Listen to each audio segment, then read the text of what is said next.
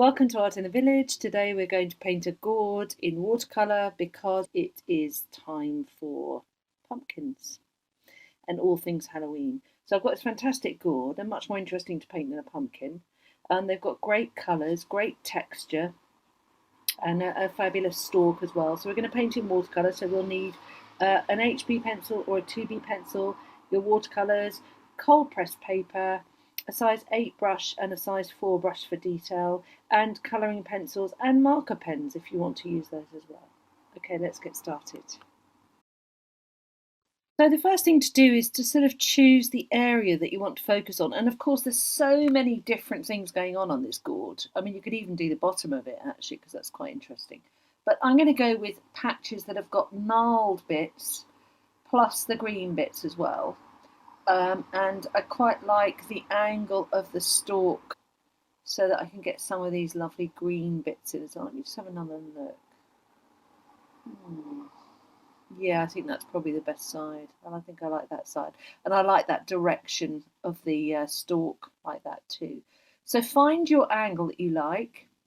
I'm going to work quite large on the page. I've got an A4 sheet of cold pressed paper here, 300 weight. And I'm going to work quite large because it makes it a bit easier as well. So I'm going to do a simple sketch drawing and then we'll go on to mixing colours and painting the gourd with watercolour. And then when it dries, we'll add in some colouring pencils and maybe even marker pens. Okay.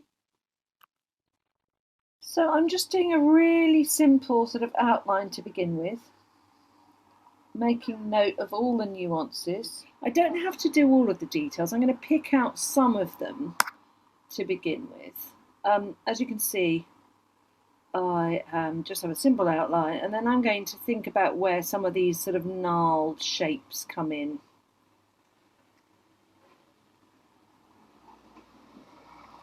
They're quite interesting when you look at them closely, actually.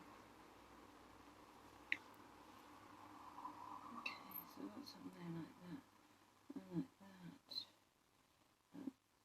that. I'm not doing all of them, just some of them. Just so I sort of remember where they are. I've also got a sort of bulbous piece like that there and there, so I've got to remember that. I'm going to add all these in. I might make that a little bit thicker actually, and a little bit longer. Give it a bit more drama. And then at the bottom I've noticed actually there's a gnarled bit there too.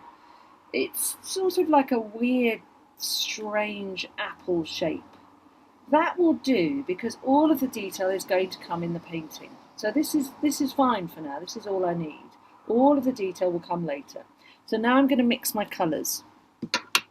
So we can see the colours we're going to need are obviously orange, yellow, green, yellow ochre, grey for the stalk, and I can see almost like a bit of violet in there. And I possibly a tiny hint of a pinky colour around some of these nodules or these barnacle bits.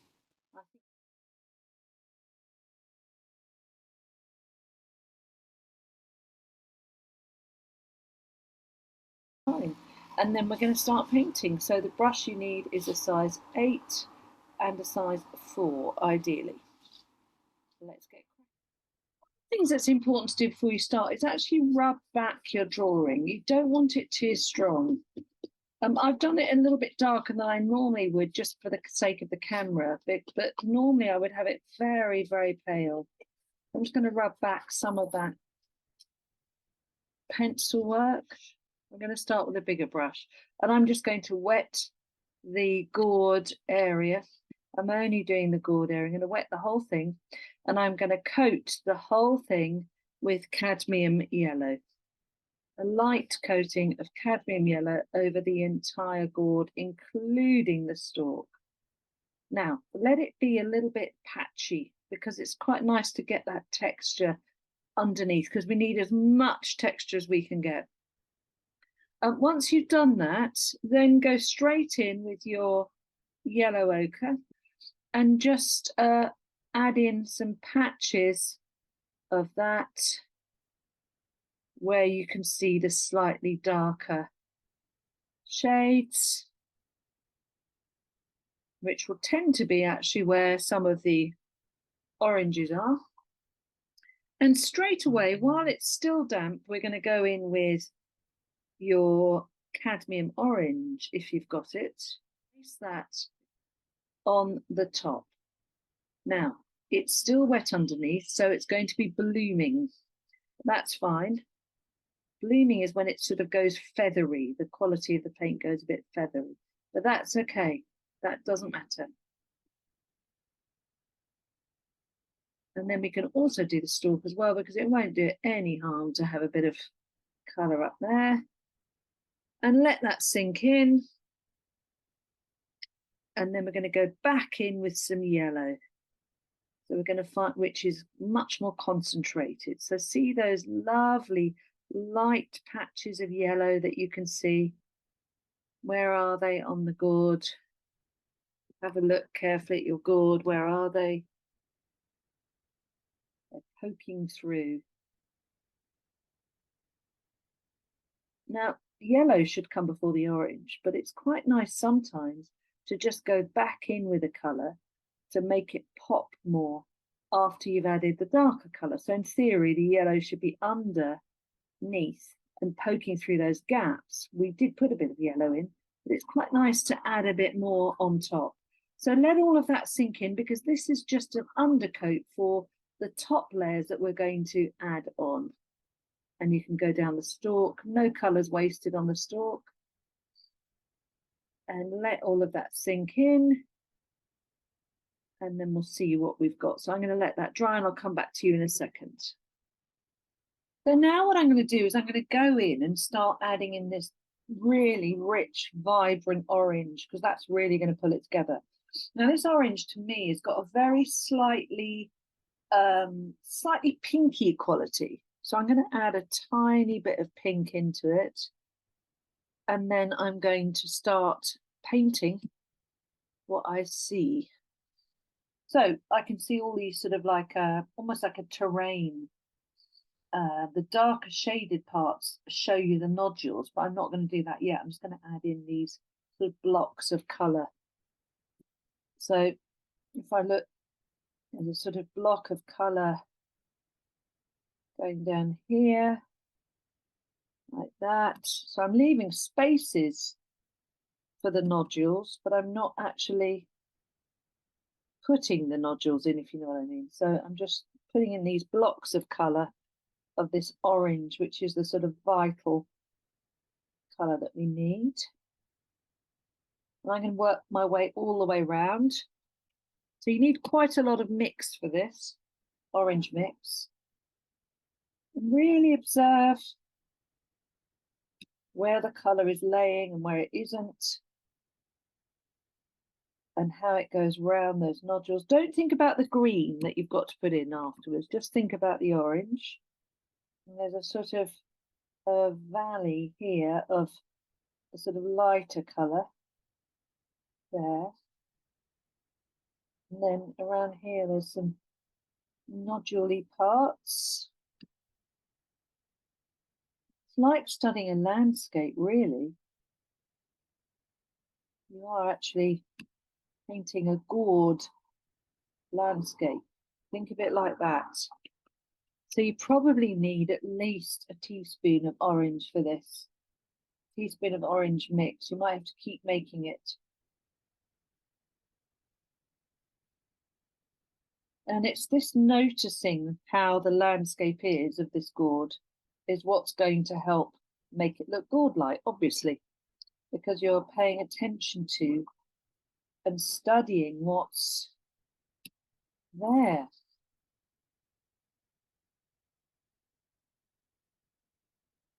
So make sure you really are looking. And of course, some orange areas are stronger than others, so you can go back in with another layer of paint. All the time holding your gourd, so you can actually see where those deeper, richer colours go. And also you can use it on the stalk, why not? Better than just putting grey straight down on the stalk, which tends to make it quite flat. And don't forget, this is still the undercoat. We're still not doing the detail yet. And the reason is because we want to create a real sense of depth underneath the actual detail, because it will give it, well, give it more depth, it will give it more intrigue, more texture. Okay, so still building up, not quite there yet. Obviously doesn't look like that yet, but it will do. And the next thing I'm going to do is I'm going to go in with some pinker orange. In other words, I'm going to add some alizarin crimson to my orange and get in some of these sort of shadowy areas. Some people make the mistake of putting in grey for shadows. Not a good idea. Better not to do that. You can put in some umber and some alizarin crimson. We didn't mention umber before, but a little bit of burnt umber, which is the sort of more reddish brown, is quite a good colour to add into this orange, because it's going to give us these, if I show you, it's going to give us these nicer shadowy parts, which will go around these nodules, because that's mainly where they're going. So we can put in some of these shadowy areas like this, and that's going to be beneficial to us. And if you make some of them too dark, you can just use a clean damp brush and lift them off. But you can see what's happening already is it's starting to look a little bit more three-dimensional. Just a bit, not much yet, but it will do. It will start to look, there's a nice deep one in here, and then one around there, and then there's some in there, and already it's starting to, can you see it's starting to emerge more three-dimensional. I mean, with all of these demos, I'm slightly rushing it. I'd like to take my time, but because I'm doing a demo, it's not as easy to do that. So bear in mind that you can go a little bit more tentatively on some of this. When you get to the sort of later layers like we've got now, and really enjoy putting in the detail. But you can see already it's starting to feel a little bit more 3D, as I was saying. I'm going to use some of this on the brush, on the cut. I'm going to use some of this darker colour on the stalk as well. There's a sort of big nodule there, and a nodule here. It's going in a different direction, and that's in two. And there's one here, around there, and then that, around there. And we're starting to get a sense of three dimensions. Okay, once you've done that, I would suggest you let it dry off a bit, and then you go in with the greens. So you see all these greens. Now, I can see a sort of yellow ochre with a very faint bit of green going down these bands here. I've got some bands in here. So what I'm going to do is use yellow ochre with a little bit of that green mixed in, so that we get a slightly, a sort of off, like a beige colour. A sort of, I'm going to do it very light though. So in here, there's a sort of beigey colour coming through. You can see that sort of beigey, greeny colour. I'm going to use that down in some of these bands that I've got. Now you could, if you wanted to, you could mask out these lighter areas, but I'm not a massive fan of masking fluid unless I'm absolutely desperate. Get some of those colours in. Now I'm going to go for the greens, and as I said, a hooker green is quite good for this, or a Windsor green maybe. And you can always add in a bit of yellow to brighten it up.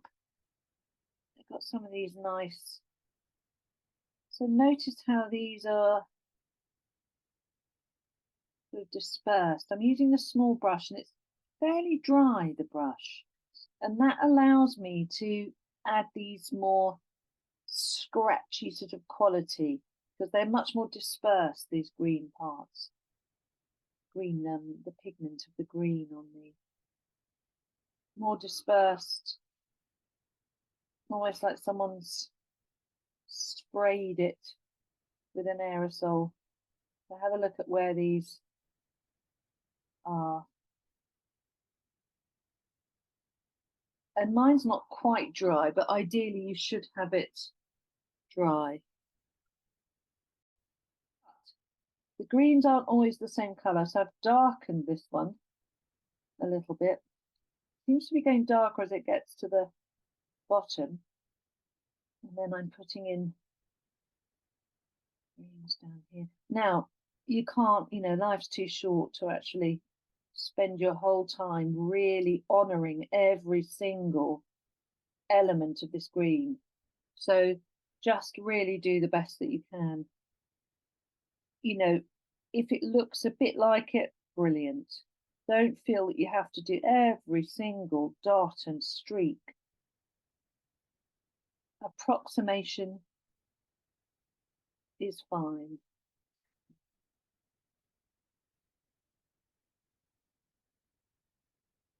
It's almost, it is really like someone sprayed this on. And it's quite beautiful the way it's sort of like green at the bottom, at the base. And then disperses. It's almost like it couldn't make its mind up as to what colour it was. If, as you're working, you let the brush dry off a bit, it's useful for more subtle areas. The brush is quite dry now, and I can move around, adding little tiny amounts of the green where I need it in a much more subtle way because it's drying off. And don't forget, you can use the remnants of the green you've got on your stalk. May as well. Cut. So I've done enough painting here. I'm going to add in a little bit of violet on the stalk and a tiny bit of tiny bit of violet into some of these crevices. And then I'm going to call it a day on the painting. Then I'm going to get these coloured pencils here, same colours, and use those to work into this gourd with colouring pencils when it's dry. But let's just get some of that violet. So I'm just going to use a little bit of it in here. So that's quite nice with grey. And then I'm going to go in for tiny little areas, tiny little areas where I think it could do with a bit of violet. Because what it's going to do is really pull out those nodules. Not much at all, just a tiny little bit. Tiny. And it will start to really pull out those, push out rather, those nodules. And a bit at the bottom, because at the bottom of any object where it meets a surface, you get what's called an occlusion shadow. So everything will be darker down here.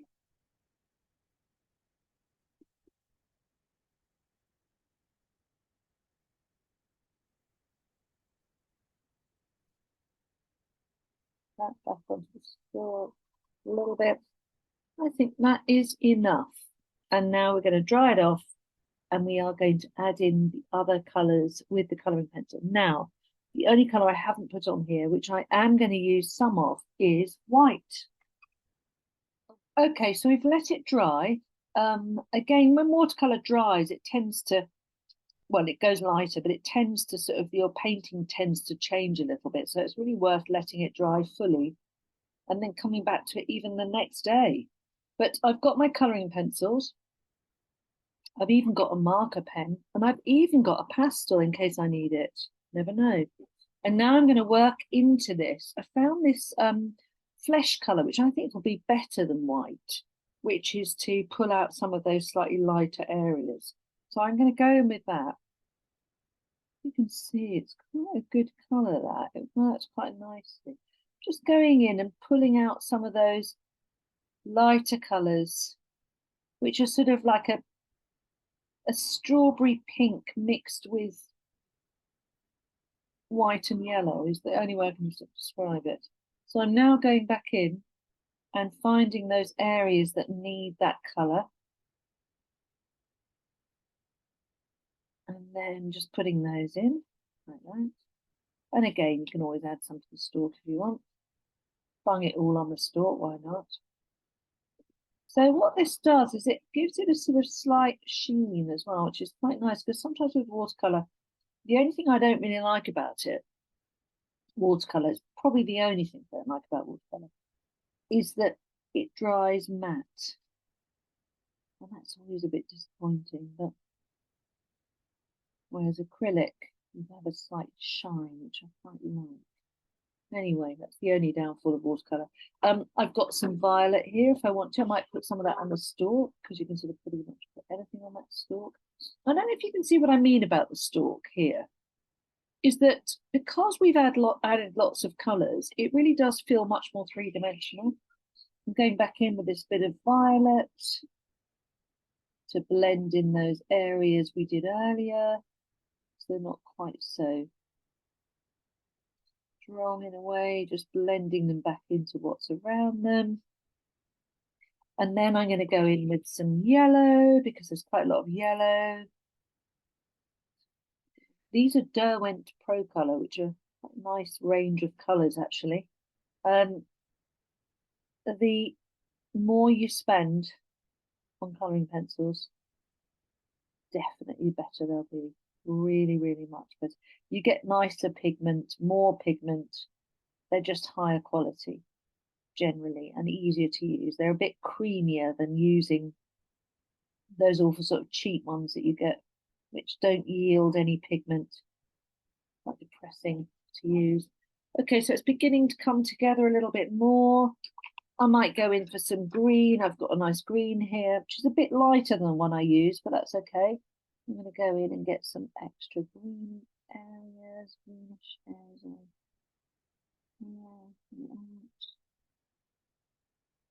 It just gives it a little bit of zing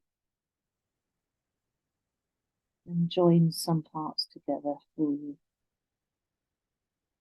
And again, you've got some in the stalk if you want, why not?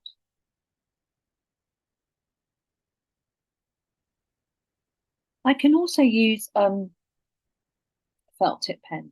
Now these are wash brushes or watercolor brush pens, and they're actually really nice to use because they feel like you're painting, but you're not, obviously. You are adding extra color, but they're really nice, gentle colors. This is quite a strong one, having said that, but you can get very gentle colors as well. Okay, so it's starting to come together.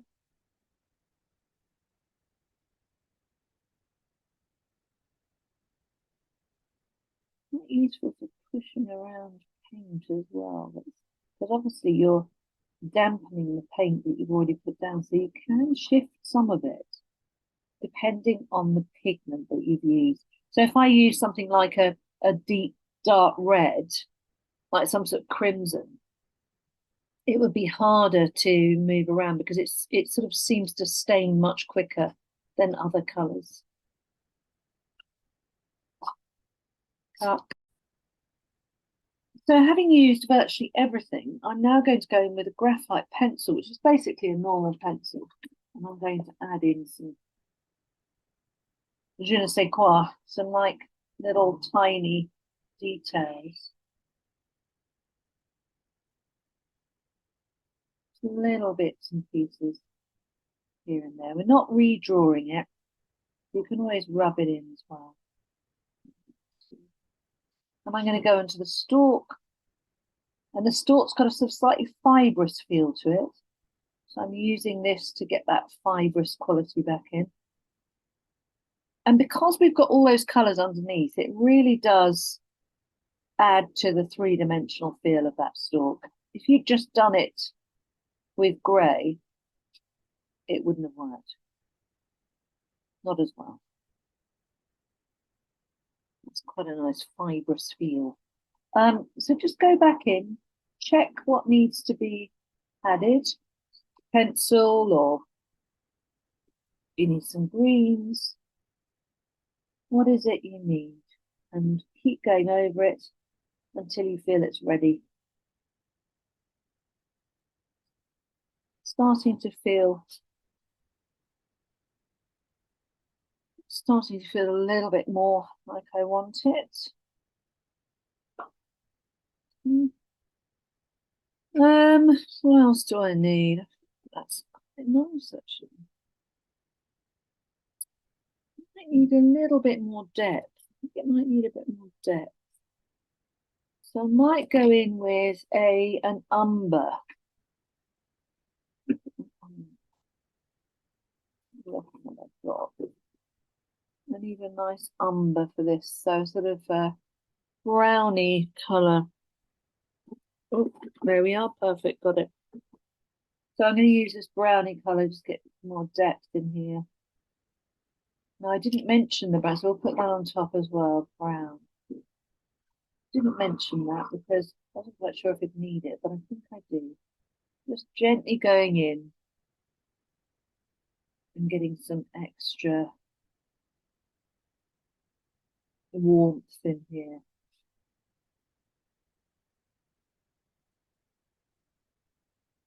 So wherever I need it.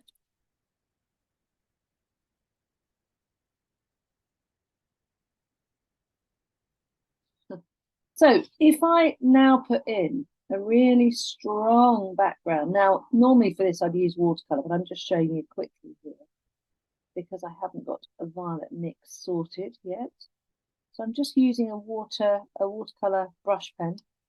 And if you look at, if I start to whack in a strong background like that, you can see immediately how it starts to make the gourd, what we say is pop.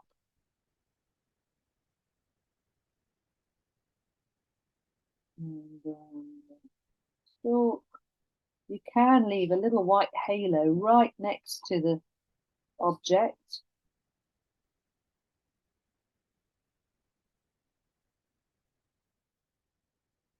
So you can see as soon as I add in this really strong background, how it just makes the gourd pop, stand out is another way of putting it.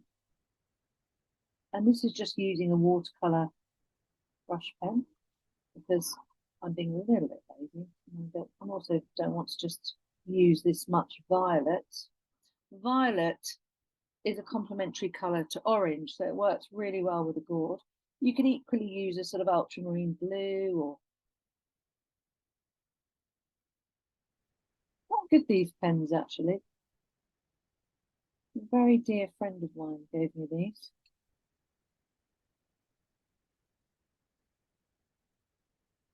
And they're really nice to use. You just have to add a bit of water to them, which I'm not sure you're actually supposed to, but they were. So beginning to have quite a nice quality to it. I'm going to go back in around these edges and maybe get rid of some of that halo of white. Some people choose to leave that sort of whitish halo, which can look quite nice with flowers. These strong colours are really useful.